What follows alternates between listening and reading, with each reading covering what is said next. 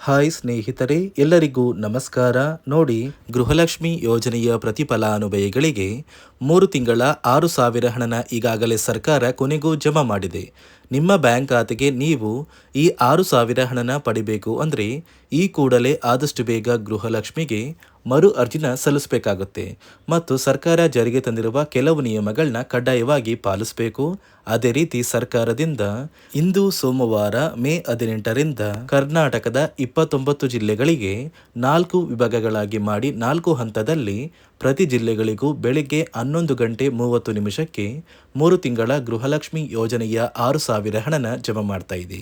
ಸಾಕಷ್ಟು ಫಲಾನುಭವಿಗಳಿಗೆ ಈ ಒಂದು ಹಣ ಕ್ಯಾನ್ಸಲ್ ಆಗಿದೆ. ಇದರ ಜೊತೆಗೆ ರೇಷನ್ ಕಾರ್ಡ್ ದಾರರಿಗೂ ಕೂಡ 3 ಭರ್ಜರಿ ಗುಡ್ಡಿಸ್ನ ಕೊಟ್ಟಿದ್ದು ಸಾಕಷ್ಟು ಹೊಸ ರೇಷನ್ ಕಾರ್ಡ್ಗೆ ಅರ್ಜಿ ಕೂಡ ಸ್ವೀಕಾರ ಮಾಡ್ತಾ ಇದೆ. ಹಾಗಾದ್ರೆ ಸರ್ಕಾರ ಕೊಟ್ಟಿರುವ ಮಾಹಿತಿ ಏನು ಅಂತ ತಿಳ್ಕೊಳ್ಳೋಣ. ಅದಕ್ಕಿಂತ ಮೊದಲು ನೋಡಿ ವೀಕ್ಷಕರೇ, ನೀವೇನಾದ್ರೂ ನನ್ನ ಚಾನಲ್ನ ಸಬ್ಸ್ಕ್ರೈಬ್ ಆಗಿಲ್ಲ ಅಂದರೆ ದಯಮಾಡಿ ಪ್ರತಿಯೊಬ್ಬರು ಚಾನಲ್ನ ಸಬ್ಸ್ಕ್ರೈಬ್ ಮಾಡ್ಕೊಳ್ಳಿ, ಹಾಗೆ ವಿಡಿಯೋಗೆ ಒಂದು ಲೈಕ್ನ ಕೊಡಿ. ಹೌದು ವೀಕ್ಷಕರೇ, ಸರ್ಕಾರ ಪ್ರತಿಯೊಂದು ಗೃಹಲಕ್ಷ್ಮಿ ಯೋಜನೆಯ ಫಲಾನುಭವಿಗಳಿಗೆ ಈಗಾಗಲೇ 3 ತಿಂಗಳ 6,000 ಹಣನ ಒಟ್ಟಿಗೆ ಜಮಾ ಮಾಡೋದಕ್ಕೆ ಶುರು ಮಾಡಿದೆ. ನಿಮ್ಮ ಬ್ಯಾಂಕ್ ಖಾತೆಗೂ ಕೂಡ ಈ ಮೇ ತಿಂಗಳ 31ನೇ ಕಂತು, ಏಪ್ರಿಲ್ ತಿಂಗಳ 30ನೇ ಕಂತು ಹಾಗೂ ಮಾರ್ಚ್ ತಿಂಗಳ 29ನೇ ಕಂತು, ಒಟ್ಟು 3 ತಿಂಗಳ 6,000 ಹಣನ ಪ್ರತಿಯೊಂದು ಫಲಾನುಭವಿಗಳಿಗೆ ಸರ್ಕಾರ ಜಮಾ ಮಾಡೋದಕ್ಕೆ ಶುರು ಮಾಡಿದೆ. ನೀವು ಹಣ ಪಡಿಬೇಕು ಅಂದರೆ ಕಡ್ಡಾಯವಾಗಿ ಪ್ರತಿಯೊಂದು ಗೃಹಲಕ್ಷ್ಮಿ ಫಲಾನುಭವಿಗಳು ಮರು ಅರ್ಜಿನ ಸಲ್ಲಿಸಬೇಕು ಅಂತ ಸರ್ಕಾರ ಆದೇಶ ಕೊಟ್ಟಿದೆ ಮತ್ತು ಕೆಲವು ಹೊಸ ನಿಯಮಗಳನ್ನ ಕೂಡ ಗೃಹಲಕ್ಷ್ಮಿಗೆ ಈಗಾಗಲೇ ಜಾರಿಗೆ ತಂದಿದ್ದು ಸಾಕಷ್ಟು ಫಲಾನುಭವಿಗಳಿಗೆ ಗೃಹಲಕ್ಷ್ಮಿ ಹಣ ಕೂಡ ಕ್ಯಾನ್ಸಲ್ ಆಗಿದೆ. ಹಾಗಾದರೆ ಸರ್ಕಾರದಿಂದ ಏನೆಲ್ಲ ಬದಲಾವಣೆಗಳು ಬಂದಿದೆ ಮತ್ತು ಯಾವ ಫಲಾನುಭವಿಗಳಿಗೆ ಹಣ ಕ್ಯಾನ್ಸಲ್ ಆಗಿದ್ದು, ಯಾವ ನಿಯಮಗಳು ಮತ್ತು ಏಕೆ ಮರು ಅರ್ಜಿ ಹಾಕಬೇಕು ಅಂತ ಕೂಡ ತಿಳಿಸ್ಕೊಡ್ತೀನಿ. ಅದಕ್ಕಿಂತ ಮೊದಲು ನೋಡಿ ವೀಕ್ಷಕರೇ, ಇಂದು ಸೋಮವಾರ ಮೇ 18ರಿಂದ ಕರ್ನಾಟಕದ 29 ಜಿಲ್ಲೆಗಳಿಗೆ 4 ವಿಭಾಗಗಳಲ್ಲಿ 4 ಹಂತದಲ್ಲಿ 3 ತಿಂಗಳ 6,000 ಹಣ ಬರ್ತಾ ಇದ್ದು, ಮೊದಲ ಒಂದು ವಿಭಾಗದಲ್ಲಿ ಬೆಳಗಾವಿ ವಿಭಾಗಕ್ಕೆ ಹಣ ಬರ್ತಾ ಇದ್ದು ಬಾಗಲಕೋಟೆ, ಬೆಳಗಾವಿ, ವಿಜಯಪುರ, ಧಾರವಾಡ, ಗದಗ, ಹಾವೇರಿ, ಉತ್ತರ ಕನ್ನಡ. ಎರಡನೆಯ ಒಂದು ಹಂತದಲ್ಲಿ ಬೆಂಗಳೂರು ವಿಭಾಗಕ್ಕೆ ಹಣ ಬರ್ತಾ ಇದ್ದು ಬೆಂಗಳೂರು ನಗರ, ಬೆಂಗಳೂರು ಗ್ರಾಮಾಂತರ, ರಾಮನಗರ, ಚಿಕ್ಕಬಳ್ಳಾಪುರ, ಚಿತ್ರದುರ್ಗ, ದಾವಣಗೆರೆ, ಕೋಲಾರ, ಶಿವಮೊಗ್ಗ, ತುಮಕೂರು. ಅದೇ ರೀತಿ ಮೂರನೆಯ ಒಂದು ಹಂತದಲ್ಲಿ ಕಲಬುರಗಿ ವಿಭಾಗಕ್ಕೆ ಹಣ ಬರ್ತಾ ಇದ್ದು ಬಳ್ಳಾರಿ, ಬೀದರ್, ಕಲಬುರಗಿ, ಕೊಪ್ಪಳ, ರಾಯಚೂರು, ಯಾದಗಿರಿ, ವಿಜಯನಗರ ಮತ್ತು ನಾಲ್ಕನೆಯ ಮತ್ತು ಕೊನೆಯ ಹಂತದಲ್ಲಿ ಮೈಸೂರು ವಿಭಾಗಕ್ಕೆ ಹಣ ಬರ್ತಾ ಇದ್ದು ಚಾಮರಾಜನಗರ, ಚಿಕ್ಕಮಗಳೂರು, ದಕ್ಷಿಣ ಕನ್ನಡ, ಹಾಸನ, ಕೊಡಗು, ಮಂಡ್ಯ, ಮೈಸೂರು, ಉಡುಪಿ. ಹೀಗೆ 4 ವಿಭಾಗಗಳಲ್ಲಿ ಪ್ರತಿಯೊಂದು ಜಿಲ್ಲೆಗಳಿಗೂ ಸರ್ಕಾರ 3 ತಿಂಗಳ 6,000 ಹಣನ ಜಮಾ ಮಾಡ್ತಾ ಇದೆ. ನೀವು ಆದಷ್ಟು ಬೇಗ ಎಷ್ಟು ಬೇಗ ಗೃಹಲಕ್ಷ್ಮಿಗೆ ಮರು ಅರ್ಜಿನ ಹಾಕ್ತೀರಾ ಅಷ್ಟು ಬೇಗ ಈ 3 ತಿಂಗಳ 6,000 ಹಣ ಬರುತ್ತೆ ಮತ್ತು ಸರ್ಕಾರ ಜಾರಿಗೆ ತಂದಿರುವ ಹೊಸ ನಿಯಮಗಳನ್ನ ಕೂಡ ನೀವು ಕಡ್ಡಾಯವಾಗಿ ಪಾಲಿಸಬೇಕು. ಸರ್ಕಾರ ಯಾವ ಕಾರಣಕ್ಕೆ ಈ ರೀತಿಯ ಬದಲಾವಣೆಗಳನ್ನ ಜಾರಿಗೆ ತಂದಿದೆ ಅಂತ ಕೂಡ ತಿಳಿಸ್ಕೊಡ್ತಾ ಇದ್ದೀನಿ. ನೋಡಿ ವೀಕ್ಷಕರೇ, ನಿಮ್ಮ ಬ್ಯಾಂಕ್ ಖಾತೆಗೆ ಗೃಹಲಕ್ಷ್ಮಿ ಯೋಜನೆಯ 3 ತಿಂಗಳ 6,000 ಹಣ ಜಮಾ ಆಗಬೇಕು ಅಂದರೆ ನೀವು ಆದಷ್ಟು ಬೇಗ ಗೃಹಲಕ್ಷ್ಮಿಗೆ ಮರು ಅರ್ಜಿನ ಹಾಕೋದು ಕಡ್ಡಾಯ. ಯಾವ ಕಾರಣಕ್ಕೆ ನೀವು ಮರು ಅರ್ಜಿ ಹಾಕಬೇಕು ಅಂತ ಕೂಡ ತಿಳಿಸ್ಕೊಡ್ತಾ ಇದ್ದೀನಿ. ನೋಡಿ ವೀಕ್ಷಕರೇ, ಸುಮಾರು 2ರಿಂದ 3 ಲಕ್ಷಕ್ಕಿಂತ ಅಧಿಕ ಮಹಿಳೆಯರಿಗೆ ಗೃಹಲಕ್ಷ್ಮಿ ಹಣನ ಸರ್ಕಾರ ಕ್ಯಾನ್ಸಲ್ ಮಾಡಿದೆ. ಯಾಕಂದರೆ ಈ 3 ಲಕ್ಷಕ್ಕಿಂತ ಅಧಿಕ ಫಲಾನುಭವಿಗಳ ಬ್ಯಾಂಕ್ ಖಾತೆಗೆ ಪ್ರತಿ ತಿಂಗಳು ಗೃಹಲಕ್ಷ್ಮಿ ಹಣ ಜಮಾ ಆಗ್ತಾ ಇತ್ತು. ಸುಮಾರು ಸಾಕಷ್ಟು ಫಲಾನುಭವಿಗಳು ಮರಣ ಹೊಂದಿದ್ದಾರೆ. ಆ ಮರಣ ಹೊಂದಿರುವ ಫಲಾನುಭವಿಗಳ ಒಂದು ಸಂಖ್ಯೆ 2 ಲಕ್ಷಕ್ಕಿಂತ ಜಾಸ್ತಿ ಇದೆ. ಇದೇ ಕಾರಣಕ್ಕೆ ಪ್ರತಿ ಫಲಾನುಭವಿಗಳು ಗೃಹಲಕ್ಷ್ಮಿಗೆ ಮರು ಅರ್ಜಿನ ಹಾಕಿ ನಿಮ್ಮ ಬ್ಯಾಂಕ್ ಖಾತೆಗೆ ನೀವು ಹಣ ಪಡಿಬೇಕು. ಇಲ್ಲಿ ಮರು ಅರ್ಜಿ ಹಾಕುವ ಮೂಲಕ ಸರ್ಕಾರಕ್ಕೆ ನೀವು ಇನ್ನೂ ಕೂಡ ಗೃಹಲಕ್ಷ್ಮಿ ಹಣನ ಪಡಿತಾ ಇದ್ದೀರಿ ಅಂತ ತಿಳಿದು ಬರುತ್ತೆ ಮತ್ತು ಯಾರೆಲ್ಲ ಫಲಾನುಭವಿಗಳು ಮರು ಅರ್ಜಿನ ಹಾಕೋಲ್ಲ ಅಂತಹ ಫಲಾನುಭವಿಗಳ ಒಂದು ಹೆಸರನ್ನ ಗೃಹಲಕ್ಷ್ಮಿ ಯೋಜನೆಯ ಅರ್ಹರ ಪಟ್ಟಿಯಿಂದ ಸರ್ಕಾರ ಕ್ಯಾನ್ಸಲ್ ಮಾಡುತ್ತೆ. ಸರ್ಕಾರಕ್ಕೆ 2 ಲಕ್ಷಕ್ಕಿಂತ ಅಧಿಕ ಮಹಿಳೆಯರು ಮರಣ ಹೊಂದಿರೋದು ತಿಳಿದು ಬಂದಿದೆ. ಇದೇ ಕಾರಣಕ್ಕೆ ಈ ಮೇ ತಿಂಗಳಲ್ಲಿ ಸರ್ಕಾರದಿಂದ ನೇಮಕಗೊಂಡ ಕೆಲವು ಅಧಿಕಾರಿಗಳು ನಿಮ್ಮ ಮನೆ ಬಾಗಿಲಿಗೆ ಬಂದು ಪ್ರತಿ ಫಲಾನುಭವಿಗಳ ಒಂದು ದಾಖಲಾತಿಗಳನ್ನ ಮರುಪರಿಶೀಲನೆ ಮಾಡಿ ಮತ್ತೆ ಅರ್ಜಿನ ಹಾಕ್ಸ್ಕೊಂಡು ಹೋಗ್ತಾರೆ. ನಂತರ ನಿಮ್ಮ ಬ್ಯಾಂಕ್ ಖಾತೆಗೆ 3 ತಿಂಗಳ 6,000 ಹಣ ಬರುತ್ತೆ.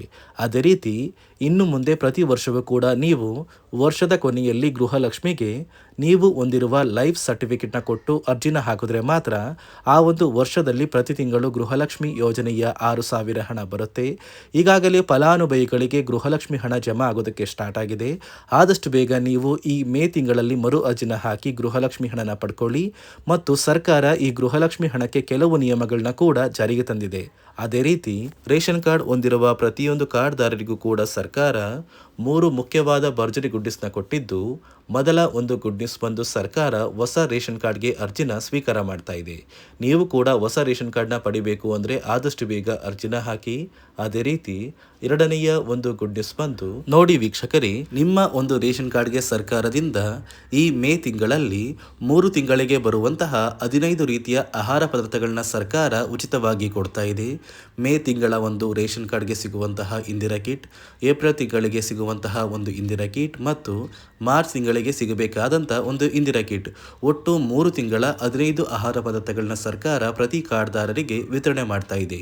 ಮೂರನೆಯ ಒಂದು ಗುಡ್ ನ್ಯೂಸ್ ಬಂದು, ಇನ್ನು ಮುಂದೆ ನೀವು ಉಚಿತ ಅಕ್ಕಿ ಪಡಿಬೇಕು ಅಂದರೆ ಆ ಒಂದು ಬಯೋಮೆಟ್ರಿಕ್ ಮಷಿನ್ ಮೇಲೆ ಬೆರಳಿಡುವಂತಹ ಅವಶ್ಯಕತೆ ಇಲ್ಲ.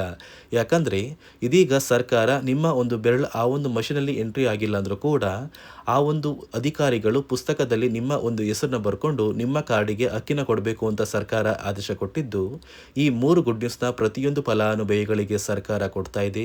ಇದರ ಜೊತೆಗೆ ನಿಮ್ಮ ಬ್ಯಾಂಕ್ ಖಾತೆಗೆ ಗೃಹಲಕ್ಷ್ಮಿ ಯೋಜನೆಯ ಹಣ ಇನ್ನು ಮುಂದೆ ಬರಬೇಕು ಅಂದರೆ 5 ರೀತಿಯ ಹೊಸ ನಿಯಮಗಳನ್ನ ನೀವು ಪಾಲಿಸಬೇಕು ಅಂತ ಸರ್ಕಾರ ಆದೇಶ ಕೊಟ್ಟಿದೆ. ಅದೇ ರೀತಿ ನೋಡಿ ಸ್ನೇಹಿತರೆ, ಈ ಬಾರಿ ಸುಮಾರು 1 ಲಕ್ಷಕ್ಕಿಂತ ಅಧಿಕ ಫಲಾನುಭವಿಗಳ ಬ್ಯಾಂಕ್ ಖಾತೆಗೆ ಸರ್ಕಾರ ಗೃಹಲಕ್ಷ್ಮಿ ಯೋಜನೆಯ ಹಣನ ಜಮಾ ಮಾಡ್ತಾ ಇಲ್ಲ. ಕಾರಣ ಏನು ಅಂದರೆ, ನಿಮ್ಮ ಬ್ಯಾಂಕ್ ಖಾತೆಗೆ ಡೆಬಿಟ್ ಮೂಲಕ ಹಣ ಜಮಾ ಮಾಡುವಂತಹ ಸಂದರ್ಭದಲ್ಲಿ ಸರ್ಕಾರ ಸಾಕಷ್ಟು ಫಲಾನುಭವಿಗಳ ಒಂದು ಬ್ಯಾಂಕ್ ಖಾತೆಗೆ ಹಣ ಜಮಾ ಮಾಡೋದನ್ನು ಕ್ಯಾನ್ಸಲ್ ಮಾಡಿದೆ. ಯಾಕಂದರೆ ಇತ್ತೀಚೆಗೆ ಹಣಕಾಸು ಇಲಾಖೆ ಜಾರಿಗೆ ತಂದಿರುವ 5 ನಿಯಮಗಳ ಆಧಾರದ ಮೇಲೆ ಪ್ರತಿಯೊಂದು ಫಲಾನುಭವಿಗಳಿಗೆ ಸರ್ಕಾರ ಈ ಒಂದು ಹಣನ ಜಮಾ ಮಾಡ್ತಾ ಇದ್ದು, ಯಾರೆಲ್ಲ ಫಲಾನುಭವಿಗಳು ಈ ನಿಯಮಗಳನ್ನ ಪಾಲಿಸಿಲ್ಲ ನಿಮ್ಮ ಬ್ಯಾಂಕ್ ಖಾತೆಗೂ ಕೂಡ ಹಣ ಜಮಾ ಆಗೋದಿಲ್ಲ. ಹಾಗಾದರೆ ಬನ್ನಿ ಸ್ನೇಹಿತರೆ, ಸರ್ಕಾರ ಜಾರಿಗೆ ತಂದಿರುವ ಆ 5 ಹೊಸ ನಿಯಮಗಳು ಏನು ಅಂತ ನಾನು ನಿಮಗೆ ತಿಳಿಸ್ಕೊಡ್ತಾ ಇದ್ದೀನಿ. ನೋಡಿ ಸ್ನೇಹಿತರೆ, ಮೊದಲನೆಯ ಒಂದು ನಿಯಮ ಬಂದು, ಸಾಕಷ್ಟು ಫಲಾನುಭವಿಗಳು ಹೊಂದಿರುವಂತಹ ಒಂದು ರೇಷನ್ ಕಾರ್ಡ್ ಏನಿದೆ ಆ ಒಂದು ರೇಷನ್ ಕಾರ್ಡ್ನ ಮನೆಯ ಸದಸ್ಯರ ಪ್ರತಿಯೊಬ್ಬರ ಒಂದು ಆಧಾರ್ ಕಾರ್ಡ್ನ ನಿಮ್ಮ ರೇಷನ್ ಕಾರ್ಡ್ಗೆ ಕಡ್ಡಾಯವಾಗಿ ಲಿಂಕ್ ಮಾಡಿಸ್ಬೇಕು.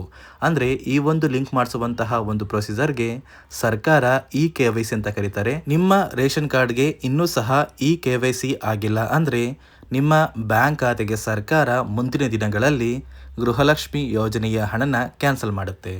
ಅದೇ ರೀತಿ ಎರಡನೆಯ ಒಂದು ನಿಯಮ ಬಂದು, ಸಾಕಷ್ಟು ಫಲಾನುಭವಿಗಳು ಕಳೆದ 3 ತಿಂಗಳಿಂದ ಸರ್ಕಾರದಿಂದ ಬರ್ತಾ ಇರುವಂತಹ ಒಂದು ರೇಷನ್ ಏನಿದೆ ಅಂದರೆ ಉಚಿತ ಅಕ್ಕಿ ಏನಿದೆ ಈ ಒಂದು ರೇಷನ್ನ ಪಡ್ಕೋತಾ ಇಲ್ಲ. ಒಂದು ವೇಳೆ ಕಳೆದ 3 ತಿಂಗಳಿಂದ ನೀವು ರೇಷನ್ನ ಪಡ್ಕೊಂಡಿಲ್ಲ ಅಂದರೆ ಸರ್ಕಾರ ನಿಮ್ಮ ಬಳಿ ಇರುವಂತಹ ಒಂದು ರೇಷನ್ ಕಾರ್ಡ್ನ ಕ್ಯಾನ್ಸಲ್ ಮಾಡುತ್ತೆ. ನಿಮ್ಮ ರೇಷನ್ ಕಾರ್ಡ್ನ ಸರ್ಕಾರ ಕ್ಯಾನ್ಸಲ್ ಮಾಡಿದ್ರೆ ನಿಮ್ಮ ಬ್ಯಾಂಕ್ ಖಾತೆಗೆ ಗೃಹಲಕ್ಷ್ಮಿ ಯೋಜನೆಯ ಹಣ ಇರ್ಬೋದು ಮತ್ತು ಸರ್ಕಾರದಿಂದ ಬರುವಂತಹ ಒಂದು ಸೌಲಭ್ಯಗಳನ್ನ ನೀವು ಕಳ್ಕೋಬೇಕಾಗುತ್ತೆ. ಅದೇ ರೀತಿ ಮೂರನೆಯ ಒಂದು ನಿಯಮ ಬಂದು, ನೋಡಿ ಸ್ನೇಹಿತರೆ, ನಿಮ್ಮ ಬಳಿ ಇರುವಂತಹ ಒಂದು ಆಧಾರ್ ಕಾರ್ಡ್ ಏನಿದೆ ಆ ಒಂದು ಆಧಾರ್ ಕಾರ್ಡ್ನ ಕಳೆದ 15 ವರ್ಷಗಳಲ್ಲಿ ನೀವು ಯಾವುದೇ ರೀತಿಯ ಒಂದು ತಿದ್ದುಪಡಿನ ಮಾಡಿಸಿಲ್ಲ ಅಂದರೆ ನಿಮ್ಮ ಬ್ಯಾಂಕ್ ಖಾತೆಗೆ ಸರ್ಕಾರ ಗೃಹಲಕ್ಷ್ಮಿ ಯೋಜನೆಯ ಹಣನ ಕ್ಯಾನ್ಸಲ್ ಮಾಡುತ್ತೆ. ಯಾಕಂದರೆ ಸರ್ಕಾರದಿಂದ ಬಂದಿರುವಂತಹ ಒಂದು ಆದೇಶದ ಪ್ರಕಾರ ಪ್ರತಿಯೊಂದು ಫಲಾನುಭವಿಗಳು ಕಳೆದ 15 ವರ್ಷಗಳಲ್ಲಿ ಯಾವುದೇ ರೀತಿಯ ಒಂದು ತಿದ್ದುಪಡಿನ ನಿಮ್ಮ ಆಧಾರ್ ಕಾರ್ಡ್ಗೆ ನೀವು ಮಾಡಿಸಿಲ್ಲ ಅಂದರೆ ಕಡ್ಡಾಯವಾಗಿ ಆದಷ್ಟು ಬೇಗ ನಿಮ್ಮ ಆಧಾರ್ ಕಾರ್ಡ್ಗೆ ತಿದ್ದುಪಡಿನ ಮಾಡಿಸಿ. ಅದೇ ರೀತಿ ನಾಲ್ಕನೆಯ ಒಂದು ನಿಯಮ ಬಂದು, ನಿಮ್ಮ ಕುಟುಂಬದ ಒಂದು ವಾರ್ಷಿಕ ಆದಾಯ 7 ಲಕ್ಷಕ್ಕಿಂತ ಕಡಿಮೆ ಇರಬೇಕು. ಒಂದು ವೇಳೆ ನಿಮ್ಮ ಕುಟುಂಬದ ವಾರ್ಷಿಕ ಆದಾಯ 7 ಲಕ್ಷಕ್ಕಿಂತ ಜಾಸ್ತಿ ಇದ್ದರೆ ನಿಮ್ಮ ಬ್ಯಾಂಕ್ ಖಾತೆಗೆ ಸರ್ಕಾರ ಗೃಹಲಕ್ಷ್ಮಿ ಯೋಜನೆಯ ಹಣನ ಕ್ಯಾನ್ಸಲ್ ಮಾಡುತ್ತೆ. ಅದೇ ರೀತಿ ಐದನೆಯ ಒಂದು ನಿಯಮ ಬಂದು, ನಿಮ್ಮ ಕುಟುಂಬದ ಸದಸ್ಯರು ಅಥವಾ ಗೃಹಲಕ್ಷ್ಮಿ ಯೋಜನೆಯ ಫಲಾನುಭವಿಗಳು ಯಾರು ಕೂಡ ಸರ್ಕಾರಿ ನೌಕರರಾಗಿ ಕಾರ್ಯನಿರ್ವಹಿಸ್ತಾ ಇರಬಾರ್ದು. ಒಂದು ವೇಳೆ ನಿಮ್ಮ ಕುಟುಂಬದಲ್ಲಿ ಯಾರೇ ಆಗಿದ್ರೂ ಸರ್ಕಾರಿ ನೌಕರರಾಗಿ ಕಾರ್ಯನಿರ್ವಹಿಸ್ತಾ ಇದ್ದರೆ ನಿಮ್ಮ ಬ್ಯಾಂಕ್ ಖಾತೆಗೆ ಗೃಹಲಕ್ಷ್ಮಿ ಯೋಜನೆಯ ಹಣ ಕ್ಯಾನ್ಸಲ್ ಆಗುತ್ತೆ. ಈ 5 ನಿಯಮಗಳ ಆಧಾರದ ಮೇಲೆ ಪ್ರತಿಯೊಂದು ಫಲಾನುಭವಿಗಳಿಗೆ ಸರ್ಕಾರ ಹಣ ಜಮಾ ಮಾಡ್ತಾ ಇದೆ. ಒಂದು ವೇಳೆ ನೀವು ಈ 5 ನಿಯಮಗಳನ್ನ ಪಾಲಿಸಿಲ್ಲ ಅಂದ್ರೆ ನೀವು ಕೂಡ ಗೃಹಲಕ್ಷ್ಮಿ ಯೋಜನೆಯ ಹಣದಿಂದ ವಂಚಿತರಾಗಬೇಕಾಗುತ್ತೆ. ಇಂದು ಸೋಮವಾರ ಮೇ 18ರಂದು ಕರ್ನಾಟಕದ 29 ಜಿಲ್ಲೆಗಳಿಗೆ ಸರ್ಕಾರ 3 ತಿಂಗಳ 6,000 ಗೃಹಲಕ್ಷ್ಮಿ ಹಣನ ಜಮಾ ಮಾಡ್ತಾ ಇದೆ. ಅದೇ ರೀತಿ ರೇಷನ್ ಕಾರ್ಡ್ ದಾರರಿಗೂ ಕೂಡ ಭರ್ಜರಿ ಗುಡ್ಡಿಸ್ನ ಕೊಟ್ಟಿದ್ದು ಪ್ರತಿಯೊಬ್ಬರಿಗೂ ಪ್ರತಿ ರೀತಿಯ ಸೌಲಭ್ಯಗಳು ಸಿಗುತ್ತೆ ಅಂತ ಹೇಳ್ತಾ ಇದಿಷ್ಟು ಸರ್ಕಾರದಿಂದ ಬಂದಿರುವ ಹೊಸ ಮಾಹಿತಿಯಾಗಿದೆ. ನಾನು ಕೊಟ್ಟಿರುವ ಮಾಹಿತಿ ನಿಮಗೆ ಇಷ್ಟ ಆಗಿದ್ದಲ್ಲಿ ದಯವಿಟ್ಟು ಪ್ರತಿಯೊಬ್ಬರು ನನ್ನ ಚಾನಲ್ನ ಸಬ್ಸ್ಕ್ರೈಬ್ ಮಾಡ್ಕೊಳ್ಳಿ, ಹಾಗೆ ವಿಡಿಯೋಗೆ ಒಂದು ಲೈಕ್ನ ಕೊಡಿ.